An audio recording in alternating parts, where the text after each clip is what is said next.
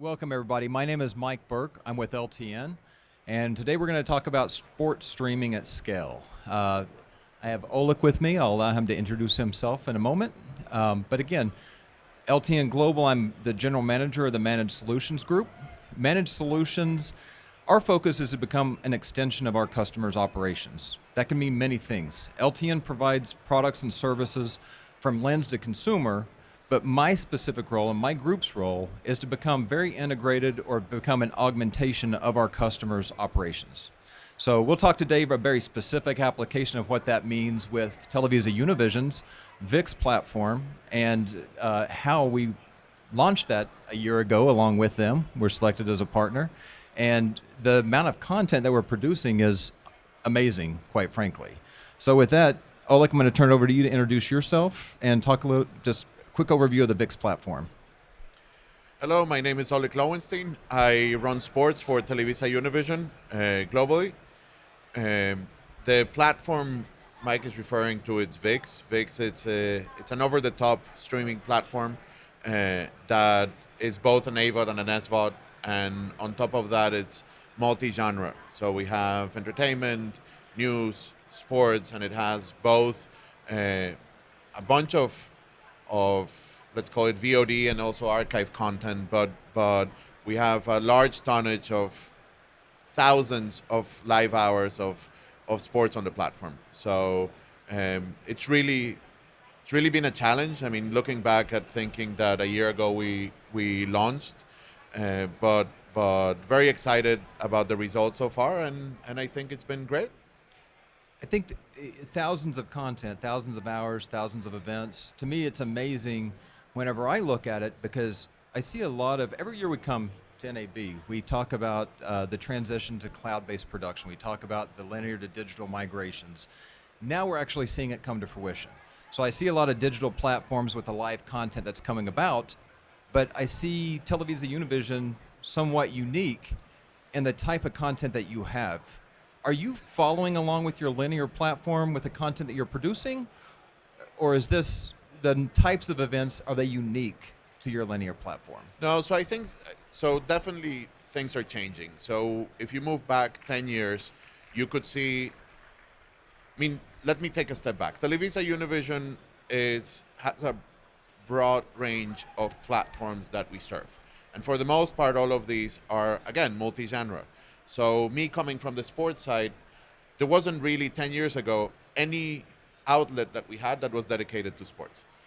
10 years ago, we launched the sports network. It was the world of cable, retrans, sub fees, and the world where we would invest in another linear network that was dedicated to sports. We did that for a few years, and you basically had television, which was where you would put the larger events.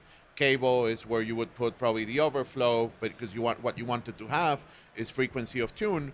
And then again, a few years after comes streaming. For us, streaming was, and in between the digital outlets that we had, but I'll jump to streaming. And streaming for us is not an extension of television. It can be. I mean, if the moment you do, and this is my opinion, right? The moment you do streaming as an extension of television, what you do is you're cannibalizing one of your platforms. The way we thought about this was, suddenly we have an unlimited amount of real estate to put sports that previously we wouldn't have been able to put on television, on linear television. We cater to Hispanic audiences. VIX was launched because it's the only streaming platform that is dedicated to Spanish-speaking audiences. We're talking about 600 million people worldwide. It's a global platform. None of the platforms that exist today cater to that audience. And it's a very diverse group of people. And within that diversity, there's also a diverse amount of tastes when it comes to sports, and especially soccer, football. And on television, we were not able to cater to everyone. Whereas on streaming, we are able to open that platform and have a broad range of sporting events that cater to all these communities, to all to every single person in our audience, be it a kid or a grown-up, first generation Hispanic, second generation Hispanic, third generation Hispanic. And and it's amazing. I mean, on any when you're talking about thousands of hours of streamed content, I would rather not talk about hours and talk about events. You're talking about thousands of events. If you divide thousands of events by 365 days, you're talking about tens of events per day and sometimes hundreds of events in a single weekend, because soccer, which is our major sport, happens Fridays, Saturdays, and Sundays. So you're suddenly talking about 4, 5, 6,000 events every single year, out of which the large majority go on streaming these days. That's amazing. Whenever I look at the streaming side of the VIX platform, it's both live and non-live content. Yeah. So the live content that you have with the VIX platform and the amount of live content that you're actually bringing in, and we can talk about how that's done in a moment, but is it bringing new eyeballs? Is it bringing new consumers to TelevisaUnivision and your audience? Yes. So and it's difficult. Like whomever says that they have the clarity of telling you exactly how many eyeballs are coming in from where, etc. I think that's the biggest lie there is. But there is one thing that we can prove, which is in many of these occasions we have been able to stream the same event that we're having on linear television, and it's not cannibalizing the linear stream, which means that there is a large amount of people that are out there that don't have access to the best screen available, which has been always this same thing, that people gravitate in sports to the best screen available. And the reality is there is so much sports right now. Every single league is trying to figure out how they take their games from 100 to 120, how they create a second league, how they create a third division, how they create a fourth division, how they create a new competition during the summer, Mexico versus the US. And so what's starting to happen is that there's a limited amount of bandwidth that we as families have to be able to watch something at home and actually turn on the TV. And you're starting to realize a lot of people are gravitating towards streaming platforms to either watch it during office hours without audio, or to watch it during the weekends while you're with your families.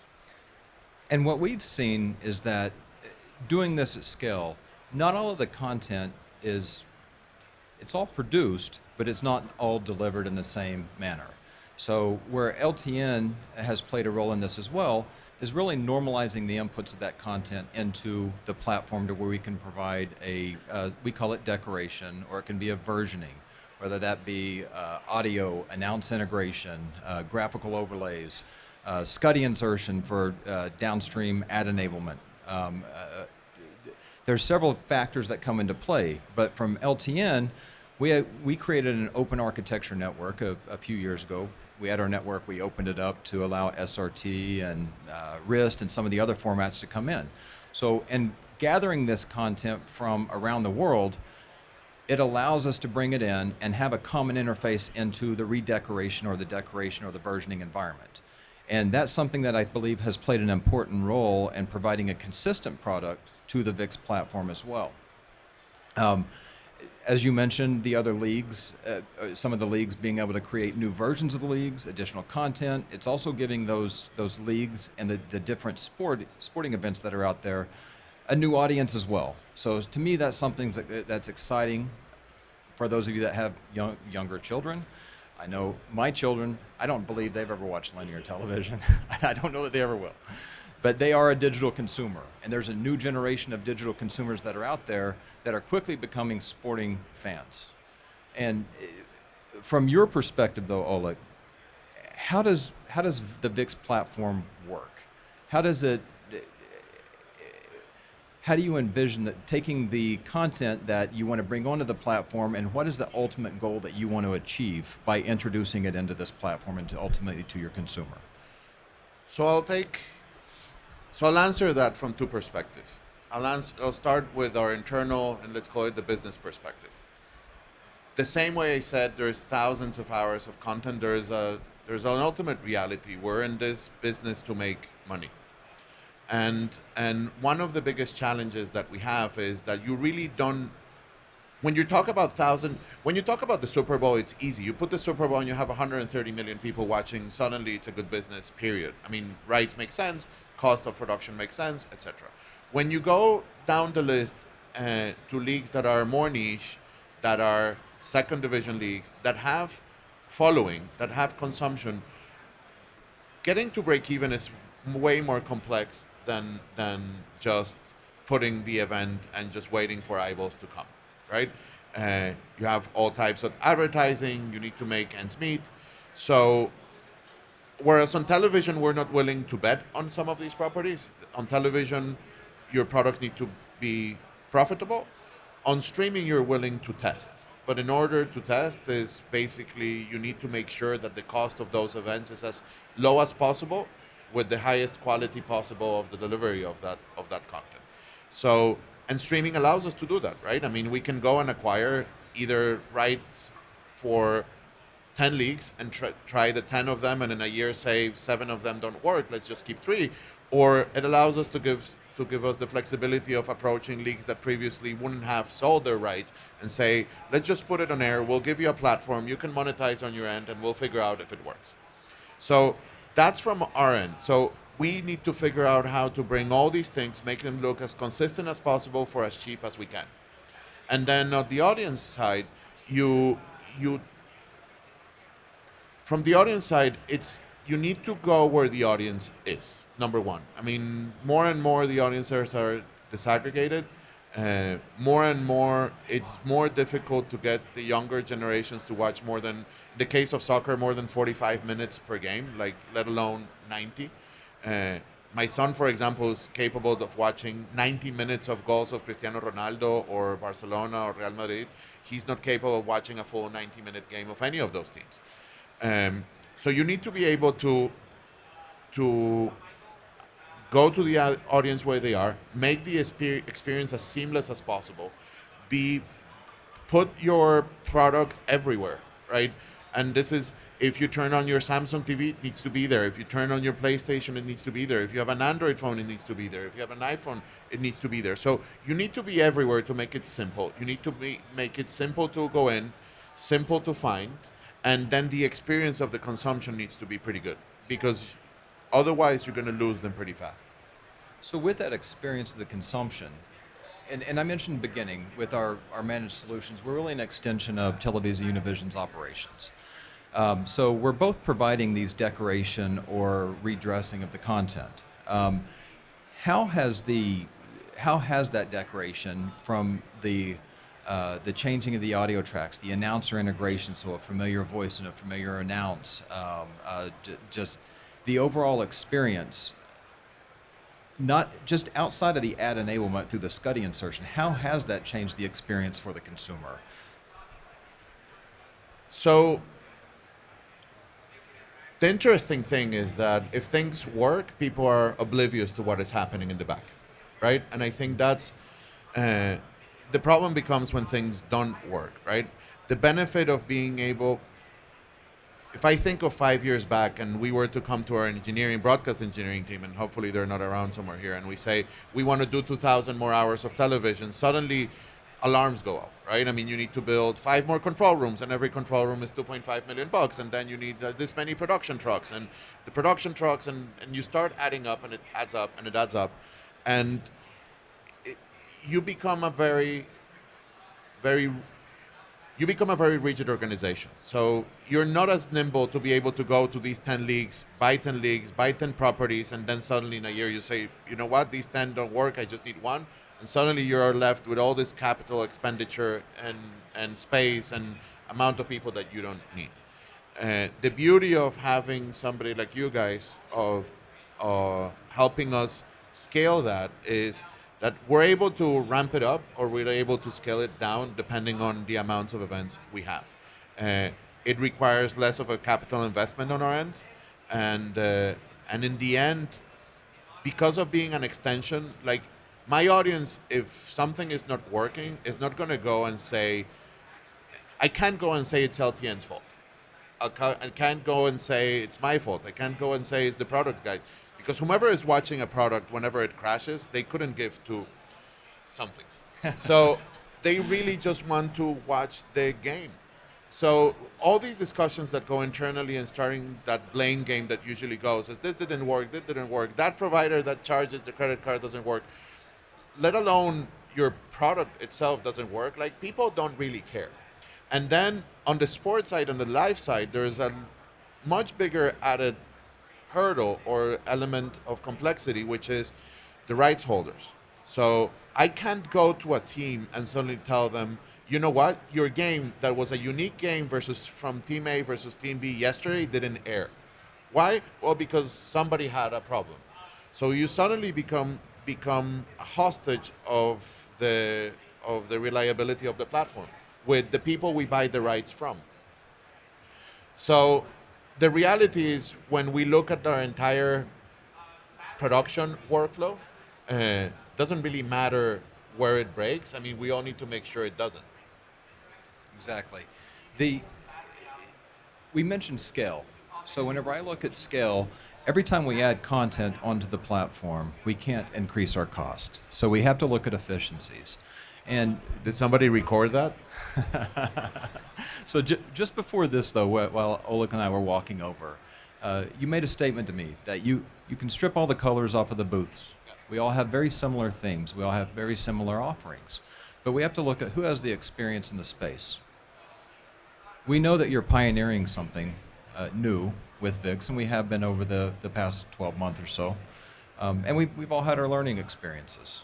But as we develop these, we continue to refine the tools, we develop the tools so that we can create that scalability and efficiency, both from a technology standpoint and an operator level. Because the operator, every time we add one more event, you can't bring in another person to provide the services for that event. It just doesn't work that way. So I think that that's something that over the past 12 months, we've really refined the tools that we put in front of the operators and also the reliability that's associated with that. And so I have that from an infrastructure standpoint on the operator level and the service provider, and like I said, the normalization of the content that comes in from around the world. But from your perspective, what have you learned over the past 12 months? So I was, again, I'm not sure if this is going to be a popular point of view, but I was here, my first time at the NAB, I was 12 years old. My dad used to run a TV station, and it was interesting to walk around, and it was very clearly defined. You would have linear editing platforms, non-linear editing platforms, cameras, lighting, and you would go grip, and you would go one by one, and it was very circumscribed to what that vendor would do.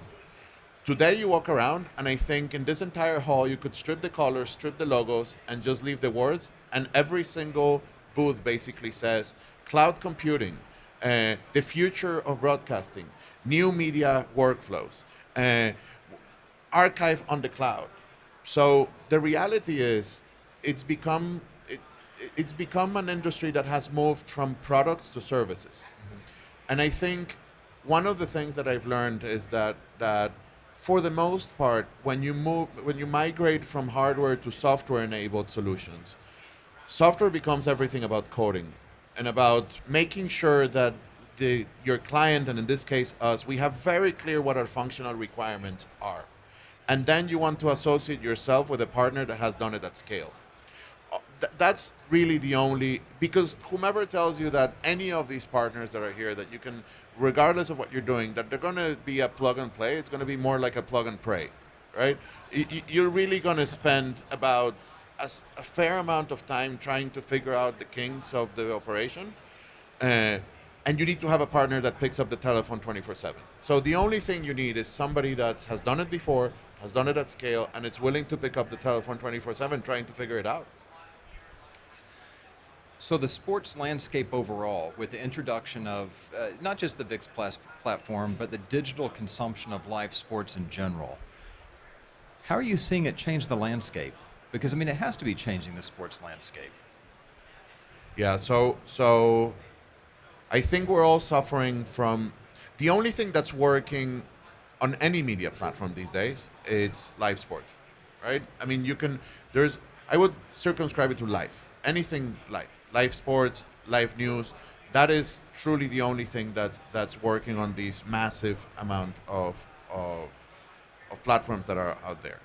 Yes, there are the one-offs and the series that become trending, but on a consistent basis, sports is still one of the most reliable experiences that you'll find in any platform.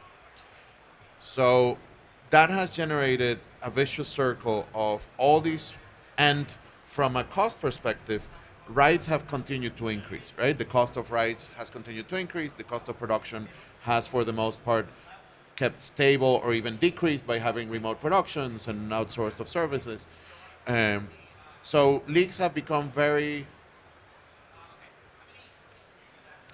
leagues have tried to maximize the amount of money they can extract from the market by creating more properties. So today there's tonnage. I mean, any day you turn on any sports network and there's something going on. So the consumption there's more and more consumption on the sports side, but it's very disaggregated. And I think every single demo consumes sports in a fully different way. I think the mass appeal and the mass distribution of gambling platforms will empower that, because then suddenly you're more interested about what happens at the fifth inning of a never-ending baseball game, right? It suddenly makes the fifth inning relevant. But there is more and more product. There's less attention span by the younger generations. So the experience at some point in all these things needs to change. There needs to be something more. If I had the answer, I would probably be on a yacht with a private plane. But the reality is things will shift in terms of how sports are consumed over the next few years. Well, I'm disappointed you don't have the answer. You've been in the business since you were 12, Oleg, but I forgive you. But with the digital consumption, the interactivity, so with the VIX platform, again, a tremendous amount of content, very diverse content as well with the live sporting events. I see a lot of digital platforms that are focusing on the second screen experiences and kind of that interactivity. What's next for TelevisaUnivision and the VIX platform? Are we focusing on content? Are we also going to, in parallel, look at some of that more interactivity? Where do you see that going? I really think and this is going to sound as a cliche, but everybody here will tell you the same thing. It's all about the content. There's, I would say it's content and engagement with your audience. But engagement with your audience is not necessarily going to be driven by making the experience interactive. It has to do more with providing the right experience for your audience, right? What does that mean? That means that the game has a pre-game that is produced, that has the content that needs to have. That the game is narrated in such a way that it keeps you engaged for 45 minutes. That after the game, there is an extension to that game that lives in other digital platforms, right? I mean, you might want to watch the highlights. You might want to share those highlights with the people that you know. There's a lot of things that are being developed in parallel, like individual narration. There is multiple points of view. It's really tough to say what will work. A few years back, somebody would have said 3D television is what's going to work. Before that, people would have told you multiple things. Now, probably there's still everybody talking about HDR, and most of the games we still deliver in 720. So, I don't know. I mean, I think as long as you have compelling content, you're safe.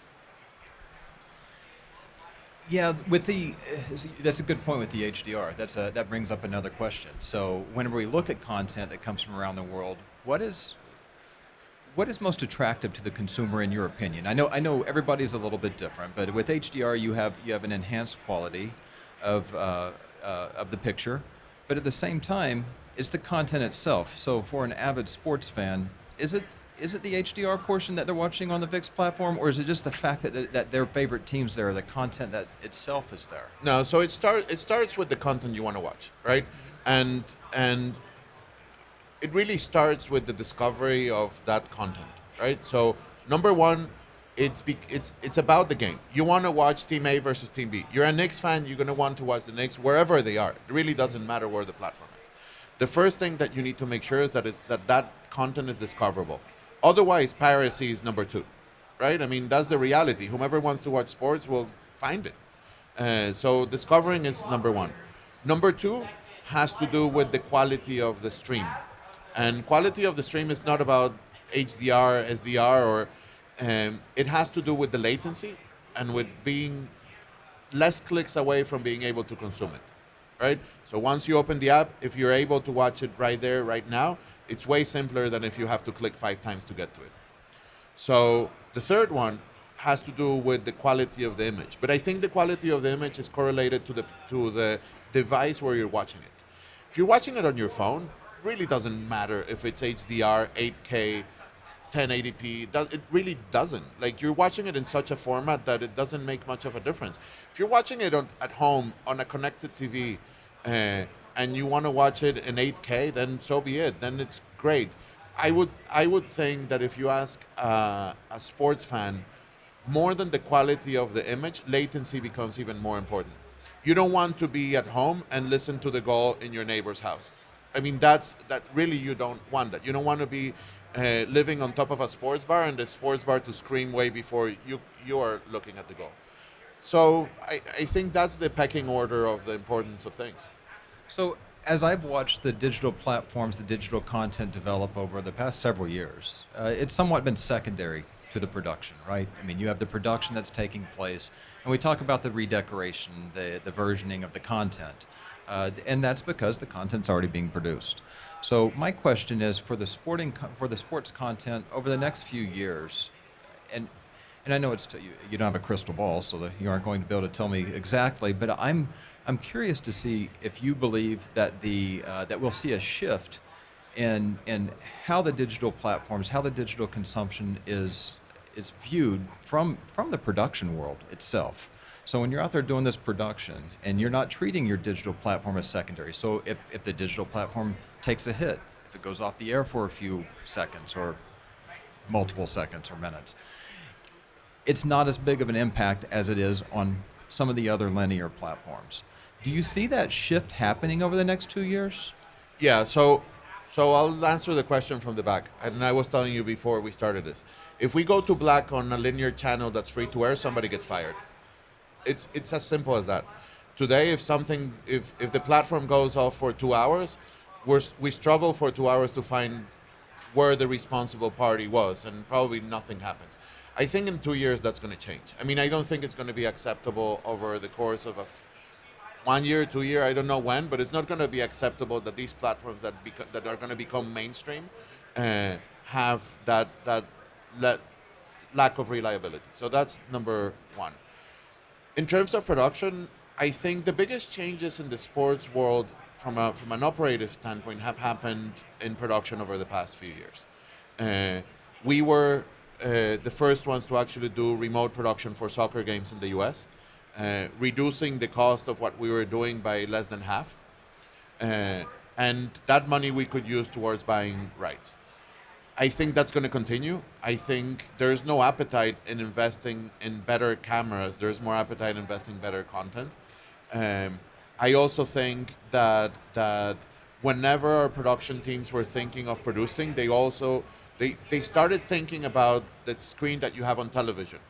So if you think about a soccer game, about 70% of the soccer game, 80% of the soccer game is done from camera one, which is the wide view of the camera at the beginning. That is not a very appealing view from that camera for a very small device, right? So I do think that we will gravitate towards having the same content delivered in different experiences as we go forward.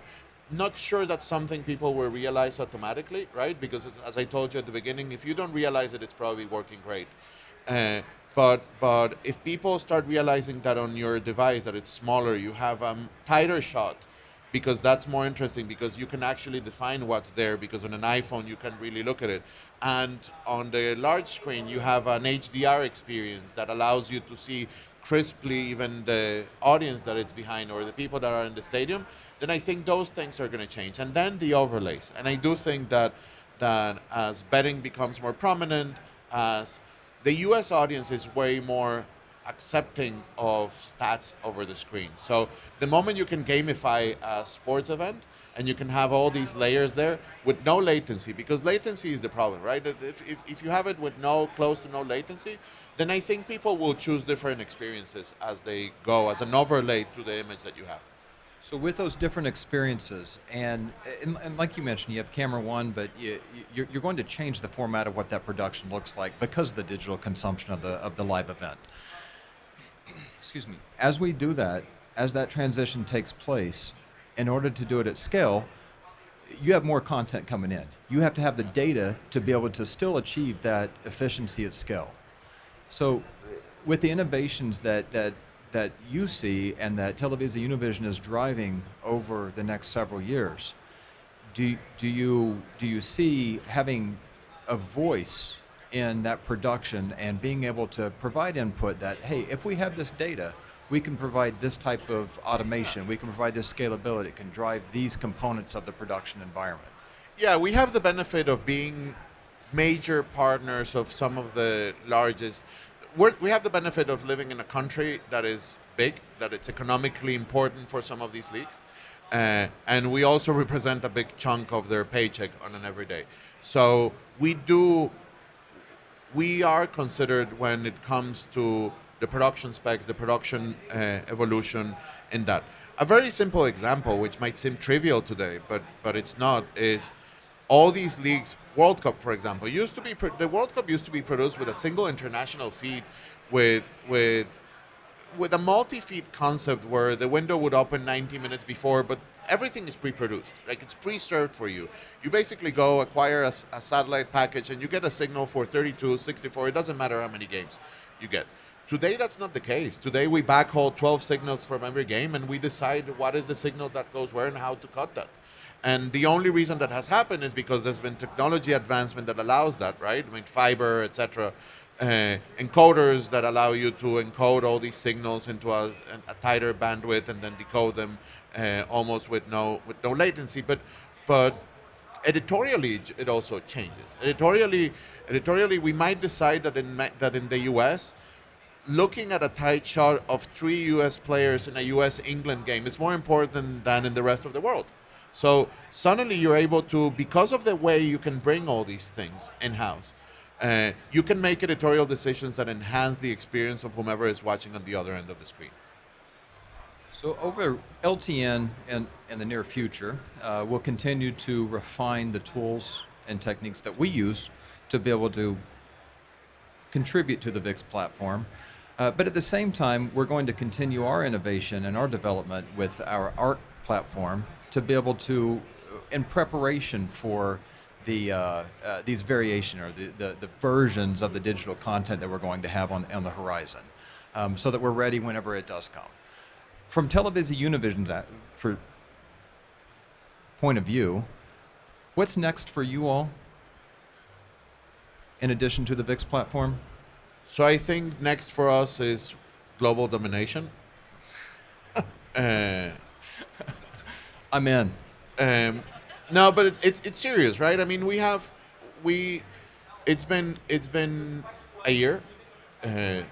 We don't share as every single one of those streaming platforms that's in the logos back there.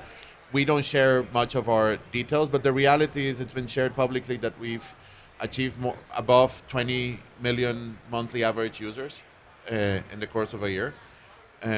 That's just scratching the surface of Spanish-speaking world.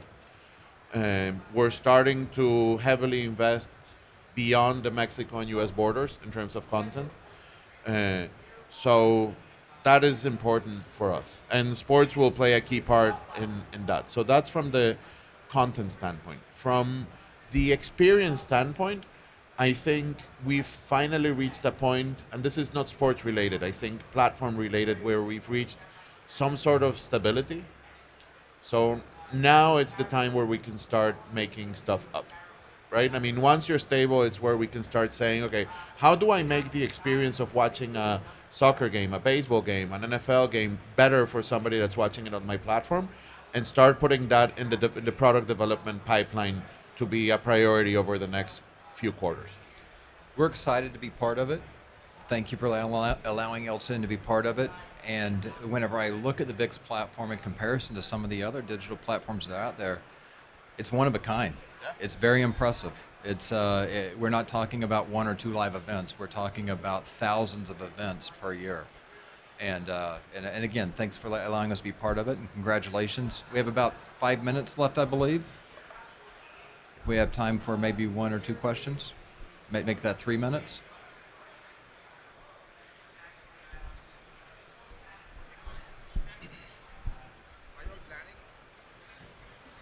Are you all planning on doing dubbing of your events in real time? Localization, like real time localization? So pre-COVID, I would have told you no, right? But I think if COVID proved one thing is that we could produce games live from everybody's home.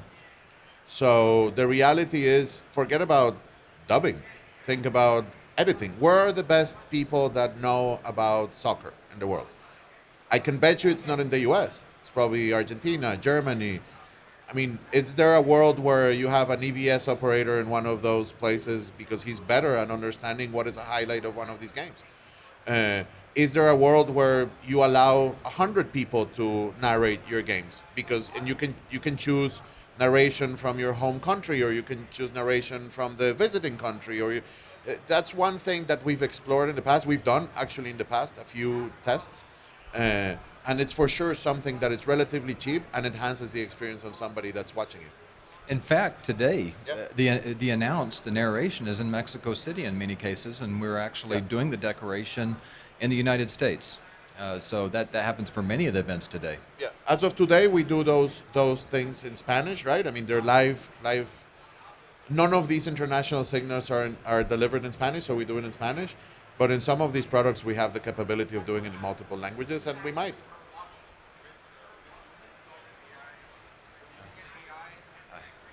At the AI, Are you looking at AI dubbing for doing this in real time? we're looking, because of our CEO, we're looking at AI for everything. I mean, Okay. but I don't have an application at this point that I think would work for that. Okay. There, What there's if it an was element possible? Of, there's What an if it's element possible? of yeah.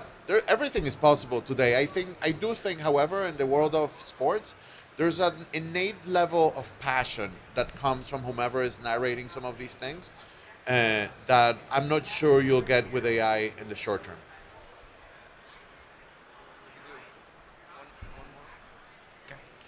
When you were talking about the reliability, when blackouts happen, someone gets fired for linear, but not for streaming at the moment.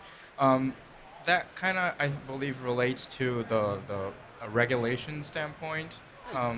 Television are regulated, and streaming is not. Do you see any regulation changes or challenges regarding regulation in enlarging the streaming platform? They haven't regulated robocalls, right? And I get telemarketers calling me 20. I don't know. I mean, I would worry more about losing 10 subscribers than getting a call from the FCC, because it really. I agree with you. I mean, there is on a linear platform, especially on free to air, you have a concession. You're not the owner of the airwaves, and therefore you're bound to a certain level of quality of what you deliver, right? But it's been an industry that's been there for tens of years, right? And we're talking about over 50 years of industry. So those things, going off air for a minute is just utterly unacceptable. Personally, I don't think it's acceptable on streaming either, but it seems like the industry still is there with the excuse of, oh, we're still trying and we're still growing. I think that will come to an end pretty soon.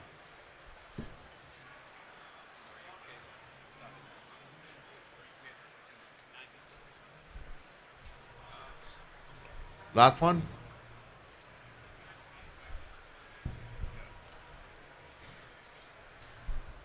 Jason with T-Mobile here. So I was curious if you use 5G for remote video production at all today.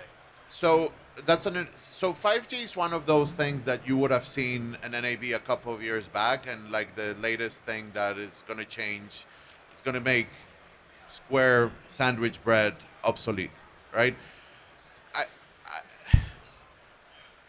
In an enclosed environment where you have an entire 5G infrastructure, it's invaluable. I just think we're still very far away from that being the reality. I mean, yes, 5G is going to change a lot of things, and starting with bonded units, right? On a bonded unit, you get way better reliability with a 5G.